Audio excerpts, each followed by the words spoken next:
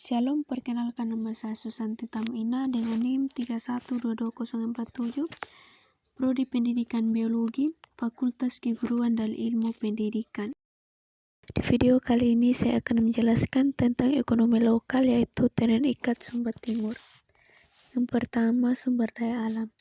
Tenun ikat Sumba Timur adalah jenis kain yang berasal dari Pulau Sumba Timur, Nusa Tenggara Timur. Tenun ikat Sumba Timur merupakan hasil karya eksotis yang diciptakan oleh para perajinan atau seniman tenun dari Sumba Timur. Tenun ikat Sumba Timur merupakan warisan budaya yang dari alat dan bahannya memanfaatkan keberadaan sumber daya alam bahan alami yang ada di Sumba Timur.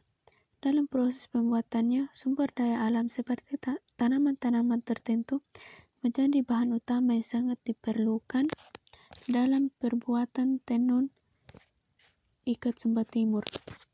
Misalnya, tanaman kapas yang digunakan untuk membuat benang tanaman kombu yang digunakan sebagai pewarna benang tanaman, taligawan atau kain yang digunakan untuk mengikat kain agar dapat memunculkan motif-motif pada kain. Alat-alat yang digunakan pun mulai dari proses pementalan benang, pewarna, hingga proses menenun merupakan hasil pemanfaatan sumber daya alam. Yang kedua, proses pengolahan. Proses pengolahan yang pertama dimulai dari mencari akar. Proses awal yang harus dimulai adalah mencari akar mengkudu, daun nila, dan rempah-rempah alami yang digunakan sebagai bahan pewarna alami. Akar mengkudu untuk menghasilkan warna merah, sumbu dan daun nila untuk menghasilkan warna biru. Bahan alami ini ditumbuk lalu diramas dengan air yang kemudian dipergunakan untuk mewarnai benang yang telah diikat. Proses pengolahan yang kedua yaitu memintal kapas. Kapas dipintal untuk menghasilkan benang dan itu murni buat oleh tangan manusia, bukan mesin pabrikan. Benang-benang itu kemudian diikat untuk diwarnai sesuai kebutuhan. Dalam proses ini tentu membutuhkan ketekunan serta kesabaran.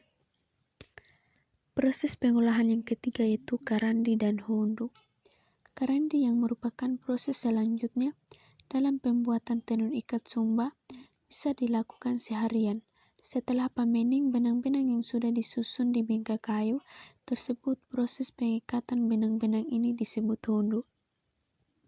Hondu dilakukan dengan sangat kencang agar bagian yang terikat tidak ikut terkena pewarna. Proses pengolahan yang keempat, kap ukul dan pamening. Kap ukul adalah proses pementalan benang hingga terbentuk bola benang. Kap ukul adalah proses yang dilakukan setelah melakukan pahundur. Dari bola benang itu, langkah selanjutnya adalah pamening.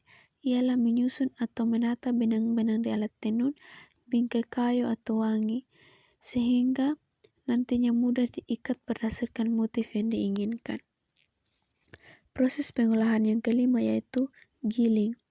Giling adalah proses merendam kumpulan benang yang sudah diikat atau hondu di dalam ramuan pewarna alami. Pewarna biru berasal dari tanaman nila, sedangkan warna merah berasal dari tanaman mengkudu atau akar kombu. Proses pewarnaan masih dilanjutkan dengan hondu, maukawilu, dan kombu. Jika pewarnaan biru selesai, dilakukan proses pewarna warna lain seperti merah atau kombu.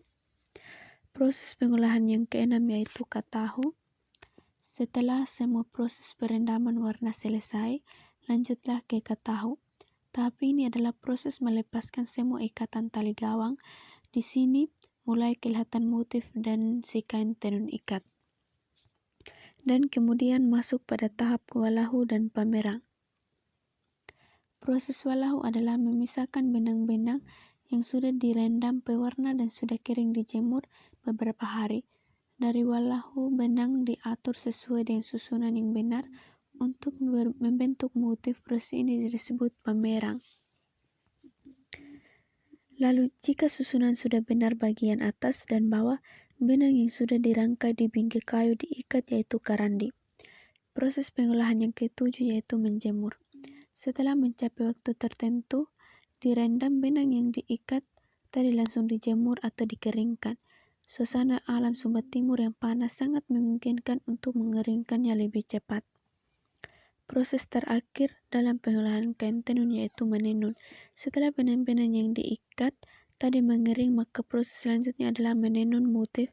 Tenunan bisa disesuaikan dengan keinginan pembeli pada umumnya. Namun pada umumnya motif tenun Sumba didominasi oleh gambar ayam, kuda, buaya, rusa, kura-kura, udang, dan juga manusia.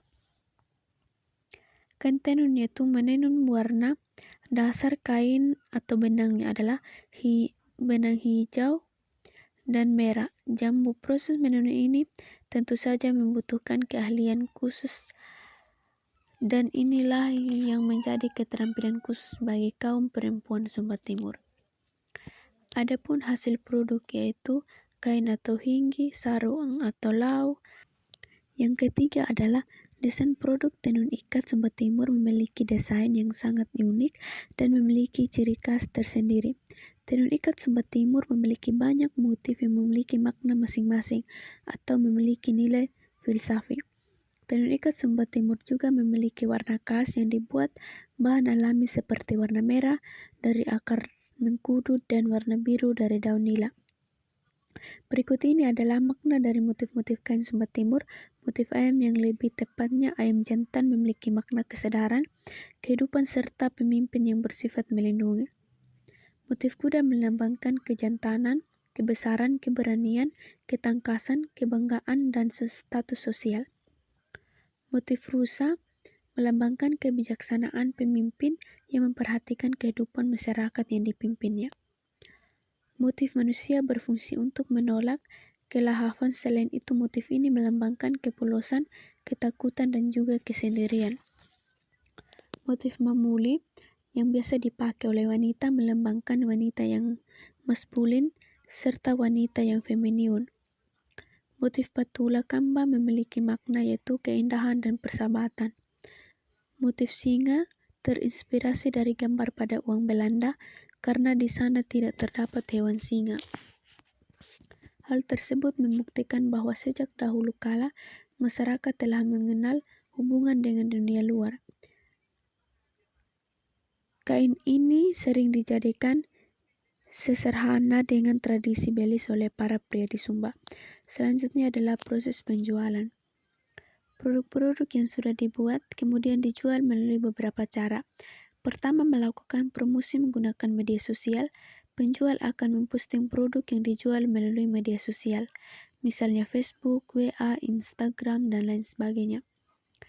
Yang kemudian jika ada pembeli yang ingin membeli bisa langsung menginformasikan kepada penjual lewat media sosial tersebut, kemudian menyepakati keputusan penjualan selanjutnya.